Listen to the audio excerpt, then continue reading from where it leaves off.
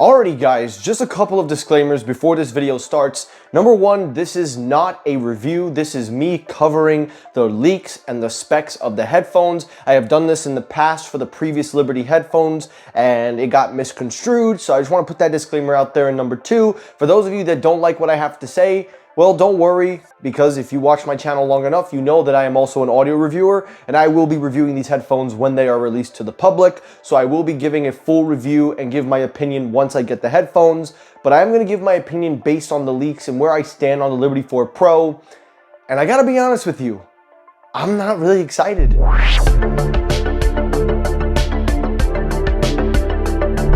So the Liberty 4 Pro is officially going to be coming around September, October. We're looking at around that time frame. That's when they released the Liberty 4 2 years ago. And it looks like the Liberty 4 Pro is going to be an upgrade from the Liberty 3 Pro. This is going to be a semi follow-up to the Liberty 4, but it's a true upgrade from the Liberty 3 Pro to the Liberty 4 Pro. Now, if you guys want to know, the Liberty 3 Pro is, and to this day, is still my #1 main using headphone that I use to date. I have not had another pair of headphones that have come close to the Liberty 4 Pro. I have had the QCY buds, I've had Apple AirPods, you know, status between 3A and C.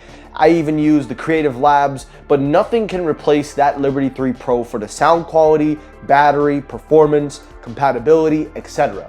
Well, it seems that Soundcore is going to upgrade that particular model, and we have a full breakdown thanks to Anker Insider, who is just a really enthusiastic Anker fanboy, and he went ahead and leaked full details of the entire Liberty 4 Pro, so that will help me save time on my review. And also, you know, it's probably because one of the beta testers probably leaked this crap out, because yes, this is in beta testing right now. And God forbid they could have anybody be secretive nowadays. I mean, what's the whole point of NDAs anymore anyway, am I right? But anyway, moving past that, take a look at the details. We're gonna go through this all. We're gonna basically get out of the way to things that are gonna be new and then things that are the same. For starters, the first thing that's gonna be new is they're gonna have a new, better performing ANC with 50 decibels that are adaptive.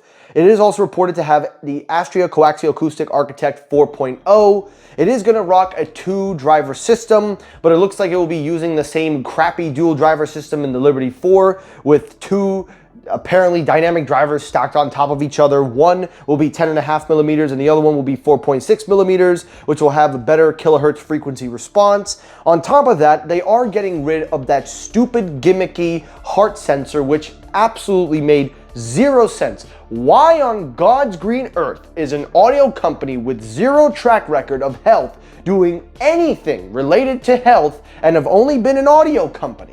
So I'm very glad that they're abandoning that. That was a waste of battery and a waste of privacy and probably stuff that they could probably see anyway. I mean, listen, we don't have to open that book. But anyway, moving past the sarcasm. It is going to have 6 microphones with AI noise canceling technology for calls. It is also going to have high-res wireless audio with LDAC support. It will have an enhanced spatial audio experience. It is now going to feature new profiles that will give you podcast mode, game mode, entertainment, music mode. So it will have new preferences that are based off of the Liberty 4 and will have supposedly a better gyroscope for better surround sound system.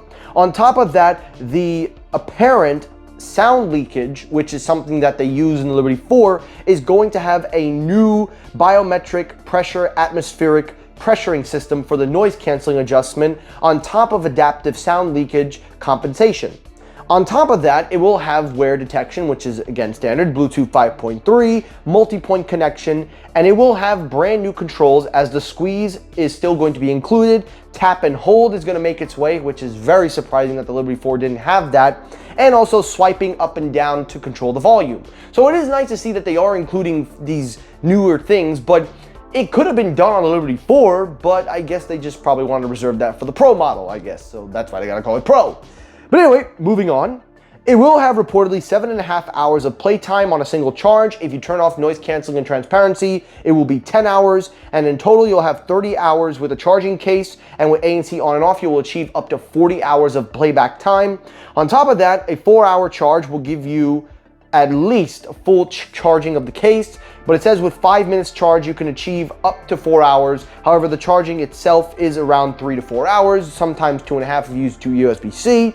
It will have Find device, which is a very good feature to have. I was really surprised that the Liberty series didn't have that, and the cheaper headphones have that, so I'm really glad to see that that's coming its way. On top of that, it is IPX5 water resistant, but the main thing that they are now going to push, which is their new gimmick feature, but it's actually not really a gimmick feature, it's actually something that's a lot more usable.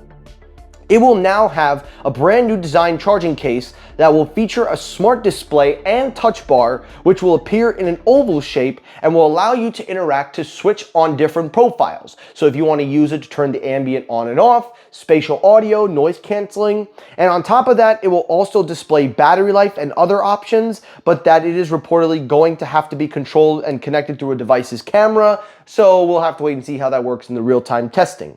On top of that, the pricing is reported to be around $150, which I think is a great price point for this. It will come in 4 colors: black, blue, gray, green, and white. And lastly, again, these are all just the reports. So a lot of these things are not confirmed. So please do take a lot of this with a grain of salt. But knowing this guy's track record and considering that this was probably most likely leaked by a beta tester, yes, this is exactly what the Liberty 4 Pro is going to be. Now listen. I said at the beginning of the video why I'm not excited for this, but before I talk about that, I do have to admit, I really feel that this is a great upgrade from the Liberty 4. This is exactly what the Liberty 4 should have been. The squeeze, the tap and hold, the volume control, the better driver system, none of that heart sensor gimmicky feature, the better Bluetooth connectivity, and an interactive display on the charging case. While I don't really see the need for it, I can see the usability, and I think that it is a good thing to have, and it seems that a lot of companies are going in this route to kind of add value for the price point. So I can understand that. But the reason why I'm not excited, guys, is because I just think that how do I say this without pissing you guys off? I don't think it feels distinguishable. And let me explain. First of all, the design. We have seen this design get panned by a lot of people on YouTube. Whether or not audio reviewers want to admit it or not, if you check out any audio review, I'm gonna leave a link to one in specific. This dude was solid. I really respect this guy's review. He literally said that the design profile is not good because it's very slippery, because the ear tips are using a new material that make it hard for it to stay in your ears, and the lack of customization. They are going to reportedly tweak the design. It does seem that the ear tips that are in the image of our first look, it does show that it seems that they are abandoning, at least what it appears, they are abandoning that cloud gel, whatever was supposed to be on the Liberty 4. So it seems like they're gonna go with the standard gel ear tips. But the problem is that this design is the same design that they're making every single earbud in their lineup. The whole point of the Pro line was that it featured that balanced armature and it had the customization and the fit. See guys, this is the reason why I didn't switch from the Liberty 3 Pro to the Liberty 4. The Liberty 4 went in the adaptation of the in-ear stem design. While the stem design is a good design and does help with microphone quality and does help with certain applications, better battery, the thing with the Soundcore lineup was the Liberty 3 Pro with that balanced armature and the ACAA design, a true ACAA design, might I add you. That's what made it stand out. This design, to me, just feels like every other earbud they have in their lineup. Now again, I don't want to sit here and criticize because, again, I understand the headphone's not out and I will be very fair and I will be objective when I get it. But I have used the Liberty 4 for a few years now. I have used the Liberty 3 Pros.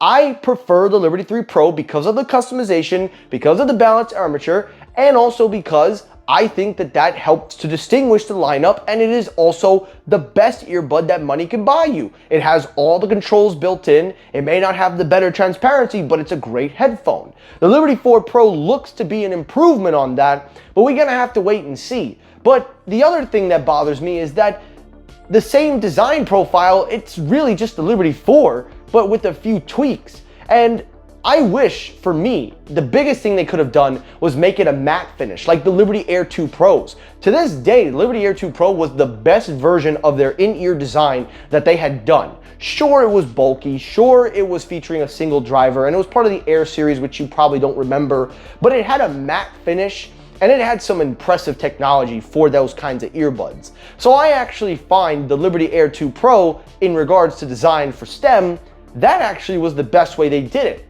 I don't understand why they abandoned the matte finish in favor of the gloss finish, but I'm not here to try to pull strands. Based on the specs, based on everything we've seen, I do think that these headphones are going to be worth the $150 price tag. I don't think in any situation am I going to stop you from saying there's no justification. What I have a problem with is that it feels just like every other generic earbud.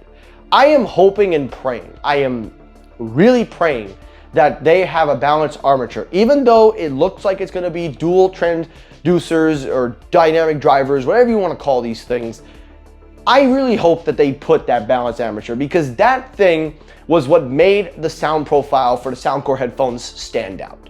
And these headphones, from what it looks like on paper, are very high in performance, but they just feel so very similar to what's already out there. But again, maybe I'm wrong, maybe I'm just being a little nitpicky, but for me, in my opinion, I don't feel enthusiastic. I prefer the Liberty 3 Pros. I think that those are the better designed headphones. They have good customization, and if it's gonna truly be the replacement, it has to do these three things: better fit, better sound, and better quality. If it can hit those three boxes, then maybe I'll switch over full time. Because again, guys, I am a Soundcore fan, but my love for the brand is starting to feel very questionable with a lot of the choices they have made. But I'm not gonna sit here and continue to bash. I'm gonna wait until the headphones come out, but I'm just being honest with you guys. Transparency here, I'm not enthusiastic for this release, and the way it's looking, it looks to be like a slight improvement over the Liberty 4, but I have a feeling it's probably not going to be able to eclipse the Liberty 3 Pro in certain areas, most notably customization and possibly, because of that balanced armature, sound quality. But again, that's just my opinion. We'll wait and see when the headphones come out. I will do a full review. Subscribe, make sure you turn on notifications, because when the review drops, you are not going to want to miss it. But anyway, guys, that's the Liberty 4 Pro. Let me hear your thoughts down below. What do you think? Are you going to cope them? Let me know.